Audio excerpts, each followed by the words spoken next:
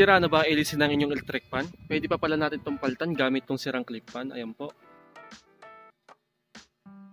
Sa paggawa ng DIY LEC ng electric fan, gagamit tayo dito ng sirang clip fan at dapat yung dynamo lang ng clip fan ang sira. At kung gusto mo itong subukan mga kadiskarte, huwag tayong gumamit ng buong clip fan, masasayang lang ang ating pera. Maghanap na lang tayo ng mga patapong clip fan. Malay mo mga kadiskarte, maraming sirang clip fan ng kapitbahay mo o di kaya sa lugar ninyo. Tingin na lang natin to or bilhin sa mababang halaga lang kasi LEC lang naman ang gagamitin natin dito mga kadiskarte. At syempre kaya ko lang naman itinuturo ang mga bagay na to upang magkaroon tayo ng dagdag kaalaman para sa mga bagay na pwede pa nating gawing kapaki-pakinabang kahit basura na sa paningin ng iba.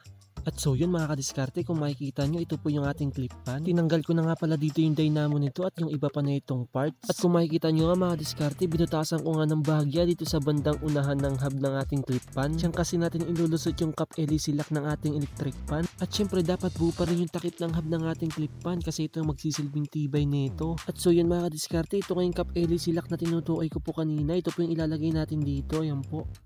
At kunin na nga natin tong hub ng ating clip fan upang masimulan na nga natin ang ating gagawin. At sa unang proseso na gagawin natin dito mga kadiskarte, kunin natin ang cap LEC lock ng ating electric fan at kumuha tayo ng ginupit na tsinelas. Ito po gawin natin pabilog at isuot natin dito sa cap lock fan. Isuot lang natin to na parang rubber washer at dapat maganda ang pagkakalagay natin dito. At matapos na nga natin gawin to mga kadiskarte, kumuha tayo ng goma na galing sa interior at gupitin natin to ng pabilog at ilagay natin ng pantay dito sa loob ng hub ng ating clip fan. Siguraduhin lang natin tong pantay at naaayon sa sukat nito para hindi gumewang-gewang ang ating LEC pag nilagay na natin to at napaandar na. At pagtapos nito ilagay na nga natin dito sa loob ito at dapat pantay din ang pagkakalagay natin dito sa loob. I-push lang natin tong cap lock mga kadiskarte.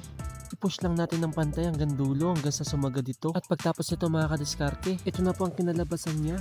Ayan, ang purpose nga pala ng interior ay parang palaman lang sa loob mga kadiskarte. At syempre lagyan ulit natin ng tsinelas na pabilog dito sa bandang ilalim. Ito po kasi ang magsisilbing lapat or iipit dito sa ating cap lock LEC para hindi ito gumalaw o umalog-alog mga kadiskarte.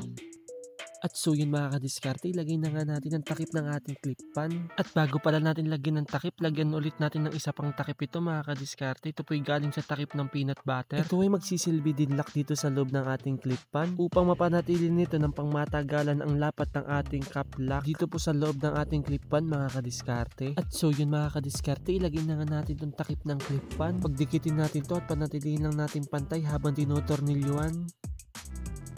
At kung sure ka na dito mga kadiskarte, ilagay na nga natin itong dahon na LEC. Siguraduhin lang natin magandang pagkakalagay para swabing pantay ang igot ito mga kadiskarte pag nilagay na natin to at pinaandar. At so yun mga kadiskarte, tapos na po siya. Ikakabit lang natin to para matry at para malaman natin kung goods pa talaga. Ayan mga kadiskarte, ilusot na nga natin itong ginawa natin DIY LEC ng electric fan. Paikutin lang natin itong electric fan at kusa na itong papasok mga kadiskarte. Ayan, at sure na tayong okay na yun mga kadiskarte. Paikutin na nga natin itong ating electric fan para malaman natin kung goods na rin ba talaga to. Wow!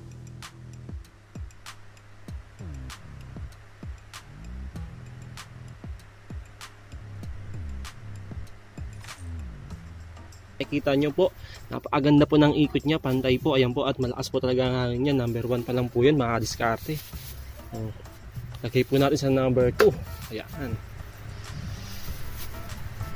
Talagang solid tong ginawa nating DIY LEC ng electric fan. Lagay pa natin sa number 3. Ayan, pinaka-solid natin yan. Go. Yan, paikutin pa natin mga diskarte para solid. Yun, lupit. Thank you for watching. Follow for more.